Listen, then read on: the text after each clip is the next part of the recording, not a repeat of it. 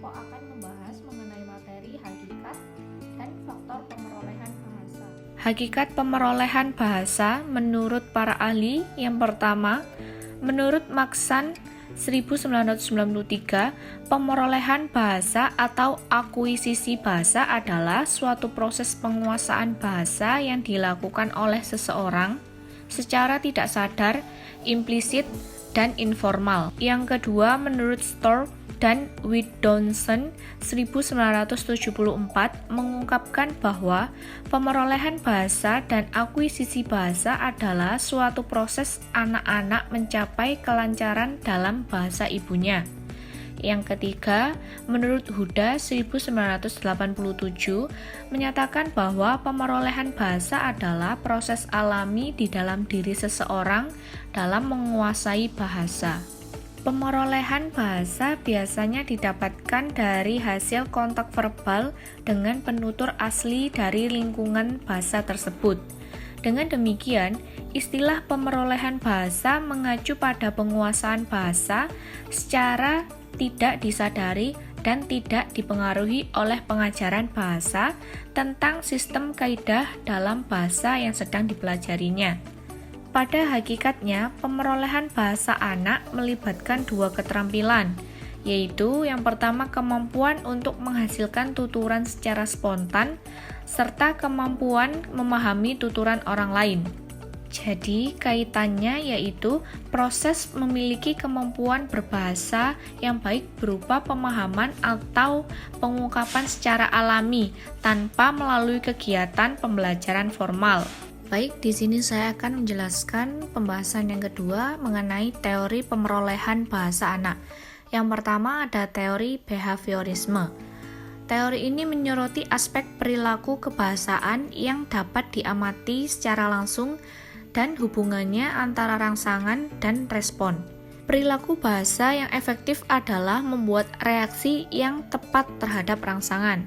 Reaksi ini akan menjadi suatu kebiasaan jika reaksi tersebut dibenarkan. Pada saat ini, anak belajar bahasa pertamanya. Sebagai contoh, seorang anak mengucapkan bilang kali untuk barangkali. Sudah pasti si anak akan dikritik oleh ibunya atau siapa saja yang mendengarkan kata tersebut.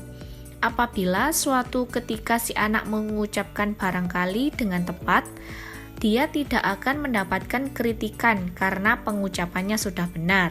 Situasi seperti inilah yang dinamakan membuat reaksi yang tepat terhadap rangsangan dan merupakan hal yang pokok bagi pemerolehan bahasa pertama pada anak.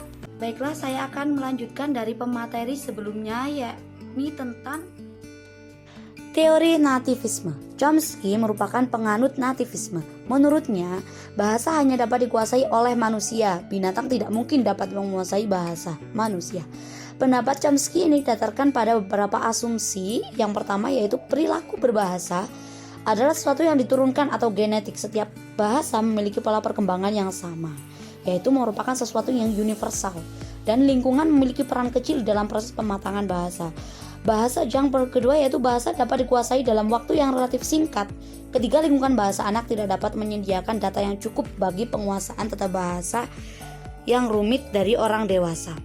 Nativisme juga percaya bahwa setiap manusia yang lahir sudah dibekali dengan suatu alat untuk memperoleh bahasa, yaitu Language Acquisition Device, yang disingkat dengan LAD. Mengenai bahasa apa yang akan diperoleh anak bergantung pada bahasa yang digunakan oleh masyarakat sekitar. Sebagai contoh, seorang anak yang dibesarkan di lingkungan Amerika sudah pasti bahasa Inggris menjadi bahasa pertamanya.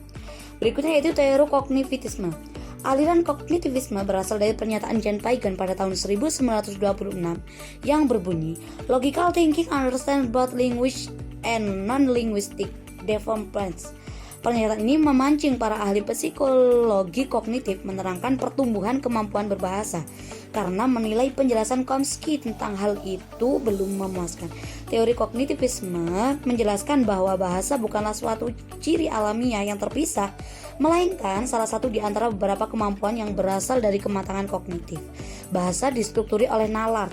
Perkembangan bahasa harus dilandasi pada perubahan yang lebih mendasar dan lebih umum di dalam kognisi.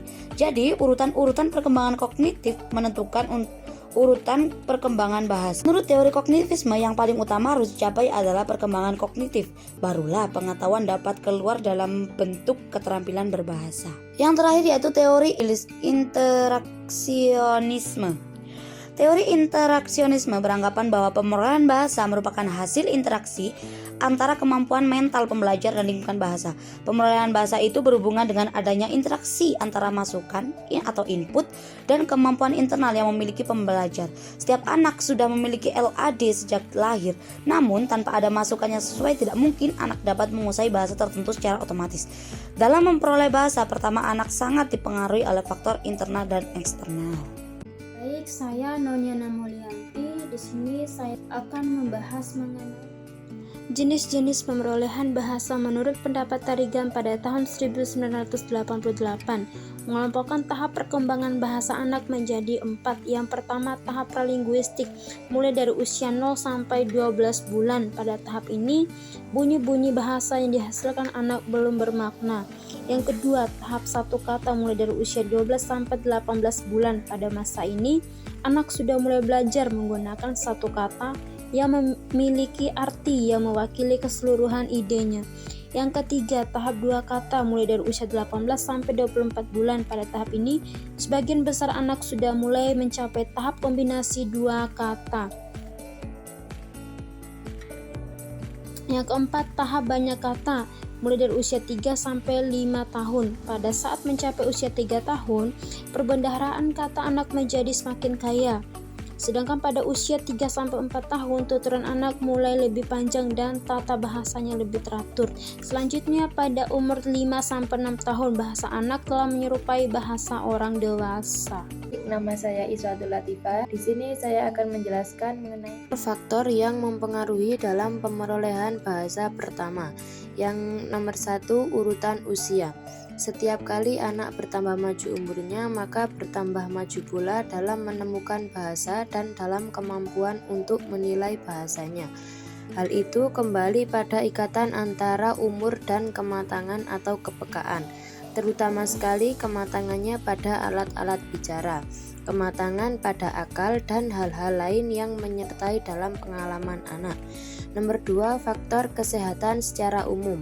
Sesungguhnya anak-anak yang ada dalam kondisi fisik yang sehat lebih banyak kegiatan dan pengetahuan terhadap apa yang ada di sekelilingnya.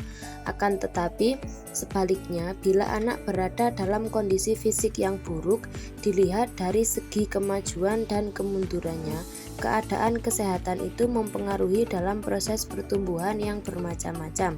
Jika awal periode anak-anak itu disebabkan oleh sakit sehingga pertumbuhan geraknya terlambat, maka dalam periode kanak-kanak tertentu dari pertumbuhan geraknya akan mengakibatkan sedikit bermain dengan suara, dan hal itu yang sangat menentukan dalam pertumbuhan bahasa anak-anak. Jadi, dalam hal ini ada hubungan timbal balik antara keaktifan anak dengan pertumbuhan bahasanya. Nomor 3, faktor perbedaan jenis. Beberapa hasil penelitian telah menetapkan bahwa pertumbuhan bahasa pada anak perempuan lebih cepat daripada anak laki-laki. Hal itu dapat dijumpai dalam hubungan dengan jumlah kosakata, panjangnya kalimat, dan pemahaman. Perbedaan itu tampak pada 5 tahun yang pertama atau periode sekolah dasar. Sedangkan di antara tahun ke-5 dan ke-6 kita lihat anak laki-laki dan anak perempuan keduanya hampir sama. Nomor 4, faktor kecerdasan. Dalam hal ini ada hubungan yang jelas tampak antara kecerdasan dan kemampuan berbahasa. Maka anak-anak yang lemah akalnya itu akan memulai berbicara lebih lambat dibandingkan dengan anak-anak yang normal. Dan anak-anak yang normal pun akan lebih lambat daripada anak-anak yang cerdas akalnya. Hal tersebut tidak berarti bahwa semua anak yang terlambat dalam memulai berbicara itu lemah akalnya atau bodoh.